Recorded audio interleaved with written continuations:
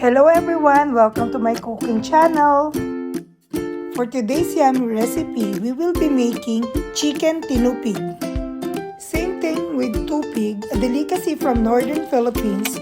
Chicken tinupig is a savory dish that is also cooked with coconut milk and wrapped in banana leaves, then grilled. My recipe, before cooking in coconut milk, I make first a special chicken barbecue marinade so that the sauce soak into the chicken, ensure that every bite is full of flavor and juiciness. If you want to know how I make this juicy and tasty chicken tinupig, then please keep on watching and I will show you how I make it. Let's start by mixing banana ketchup, Philippine lemon or calamansi juice. You can also use lemon juice, lemon soda, liquid seasoning, soy sauce, brown sugar, the combination of garlic, ginger and bay leaves, and lastly, salt and pepper to taste. Then mix.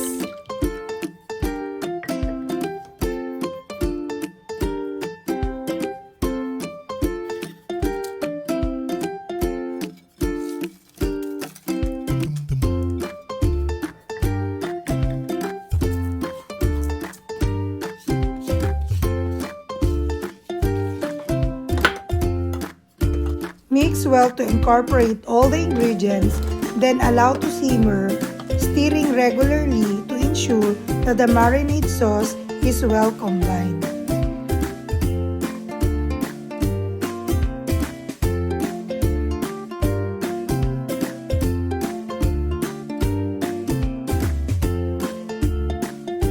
After simmering, set aside and allow to cool down completely before adding the chicken. Clean the chicken with water and salt. Then have a good wash to remove all the salt. Then cook all the parts of the chicken to help the marinade penetrate as deeply as possible.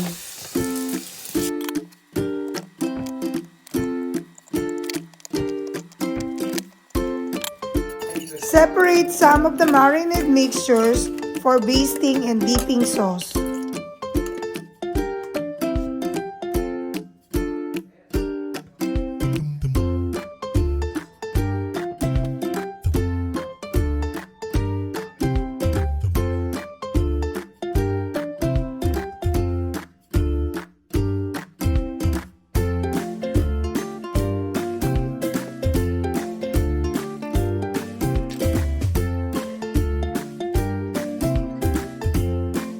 After adding the marinade mixtures to the chicken, give a good massage all over the chicken. It may sound weird, but it helps with the flavors. Marinate the chicken at least 3 to 4 hours or better overnight. The next day, prepare the lemongrass by mashing to release the flavor or stopping the chicken and the banana leaves, passing through the heat in order to be pliable to cover the chicken.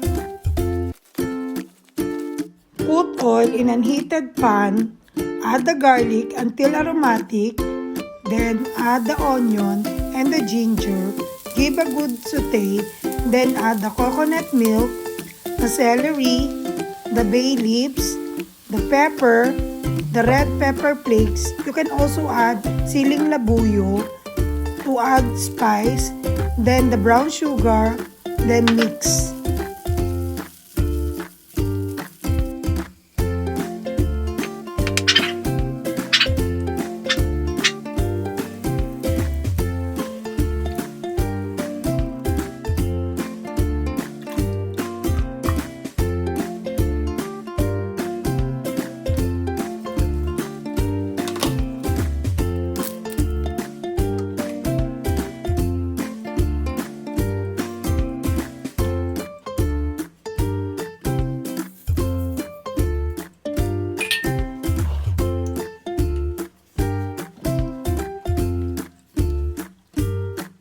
Then stuff the marinade chicken with lemongrass before putting to the coconut mixtures.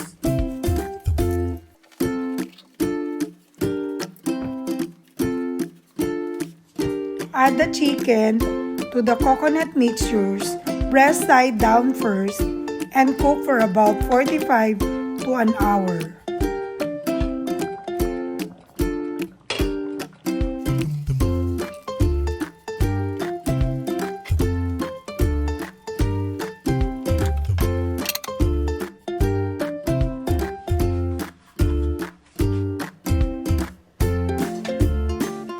After an hour of cooking the chicken, or until the chicken reach the inner part 165 Fahrenheit, transfer the chicken to a plate.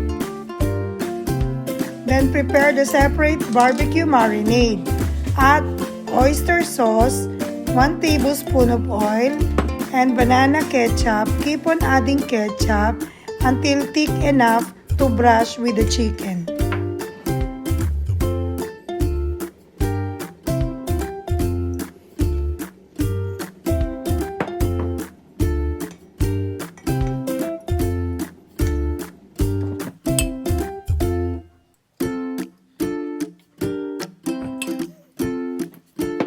Then put the chicken lined with banana leaves, then brush with prepared basting mixtures and wrap the chicken with banana leaves. Tie with a kitchen twine and both ends of the skewers. I put lemongrass leaves to seal.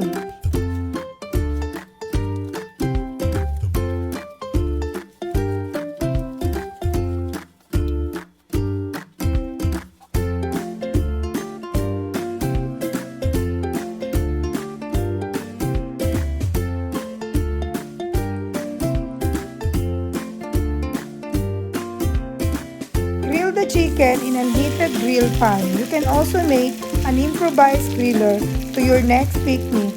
We only need a Marinate color to make a good color to the chicken since it's already cooked.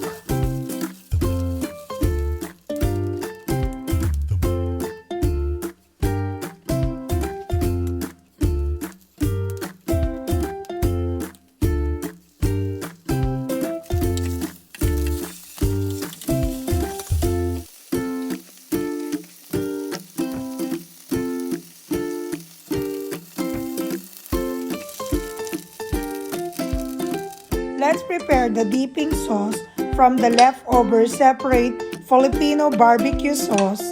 Taste first and then season with salt and pepper. Allow to simmer and then add slurry to make a good thick sauce.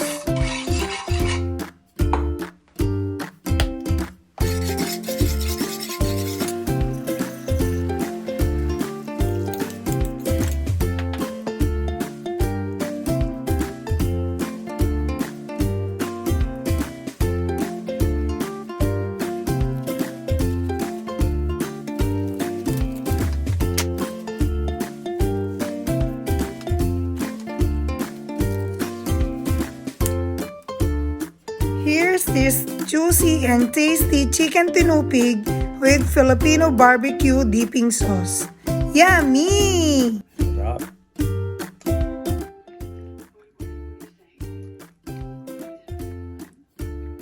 Come on, that's so sweet. I want Like to eat. it. Of course I like it. It's chicken. I thought you don't like chicken. I do like yummy, yummy chicken. Thanks for watching. Have a good day, everyone.